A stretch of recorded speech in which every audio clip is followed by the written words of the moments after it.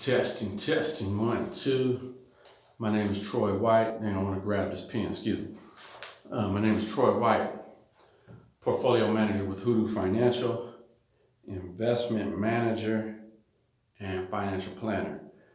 Today, I want to talk about some real estate issues, real estate investing. First off, please like this video. Please share this video. Please subscribe to my YouTube channel so you can get this information, and hit the bell so you can be notified on this.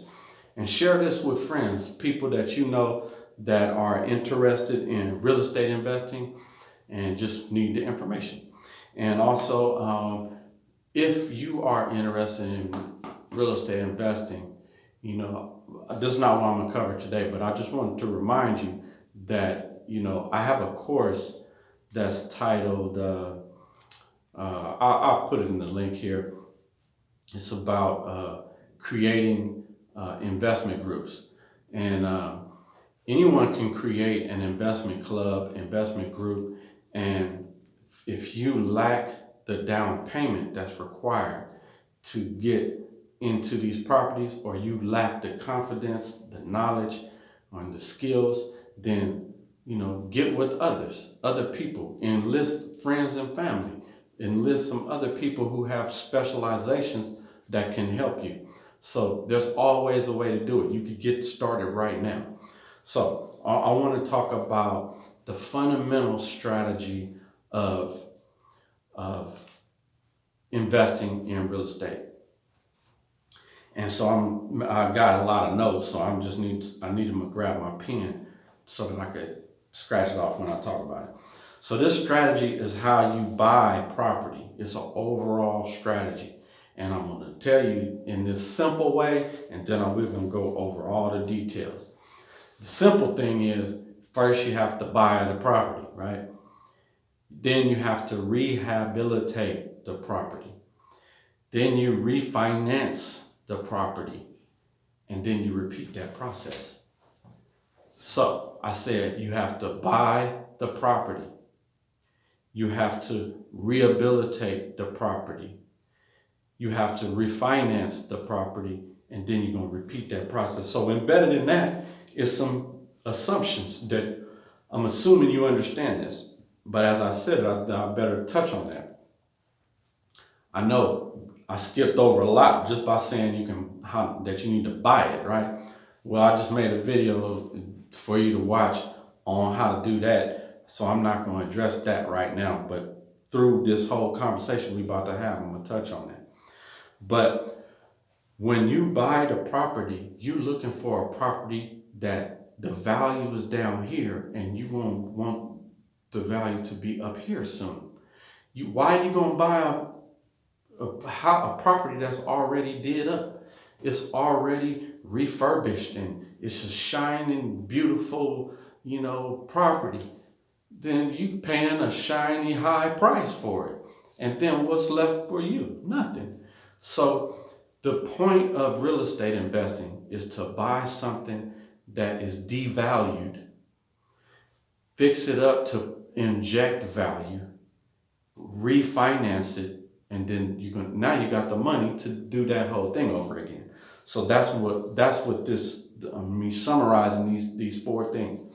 Buy it, rehab it, refinance it, and then repeat that process over and over. All right, now let's dive into how you're going to do that. Again, I'm Troy White with Hoodoo Financial. I'm a portfolio manager, investment advisor, and financial educator. That's what I'm doing right now. So that's what I am today. So this strategy is all about the order of which you invest in real estate. It's the order of which you're doing things, right? So remember I said I skipped over that buy part. So let me just touch on that just a little bit. Let's say right now you don't have no property. Then what you need to do is get a HUD loan where you put, that's FHA, right? That's the 3% down. You can get them loans all day, but that's for your first property. So if you don't have it right now, get one of them 3% down, buy you a 4-unit property. Then we diving into this. Now we start right here. Now from then on, you're gonna do this process right here. You're gonna buy it, you're gonna rehab it, you're gonna refinance it, and then you're gonna do that again. So remember I said this strategy is about the order for which you invest in real estate. So that's why I told you that 3%, that's part of that order. The order is get the first one the cheapest possible way you can. Now, if your finances is not in order and your credit is bad and all these things, well, while you're working on all of those things, you can also go to NACA, and they have a 0 down, no closing costs. That's NACA.com or .org, one of them. But I'm gonna tell you, that's one of the worst programs out there because they don't care nothing about you. They're gonna drag their feet. They take forever and so long that it might not even get done. But it's a program that's available, and I know a lot of people who have utilized it. So those are 2 methods right there to get into the first one. Now, after you're in the first one, this is how you're gonna get the rest of them. All right, understand that you need a 75% loan to value. You're gonna need 75% loan to value. What does that mean? That means that since we already assuming you got the first one, the second one is you're gonna have to get an investment property loan. So that's different from your residence, your owner occupied. That's owner occ is what is often referred to. So if the owner is not occupying the residence, then it's an investment or it's a second home. But either way, it's going to be 75% loan to value. That means they're going to lend you 75%. So if the property costs $100,000, they're going to lend you $75,000. So you got to come up with the $25,000. All right, we're going to touch on that too. All right, remember the appreciation of the property adds to your net worth. So if we can get a 75% loan to value, well, how can I make the property appreciate? A lot of ways. Also, that 25% is part of your net worth. So it's ways to get that 25% without paying the $25,000. So tricks of the trade. All right. Remember, the appreciation increases your return on investment. The ROI is the amount invested divided by the amount you make. All right. Now, this comes into play through leverage. So, very important is to understand the ROI. Very important. All right. ROI is going to increase the velocity of your money is basically what that's all about, and the appreciation. All right. And as you develop a method of going out and finding deals and fixing and flipping properties and how to buy in at the right amount, how to refi, how to inject value, what the rules are, and what the underwriting criteria, and all these things, this is gonna lead to you becoming an expert, right? Repetition brings on mastery, and as you repeat this process over and over, you're gonna improve the process. Every time you do it, it's gonna get a little bit better, and every time you get a little bit better, so is your net worth. Every time you repeat this process, your net worth is going to increase. That's the goal. If you do it right?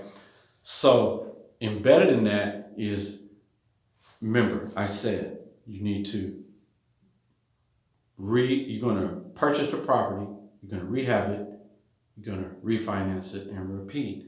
So the repeat part means you need to get your money out before the market goes down, for one, but because the market goes in cycles, right?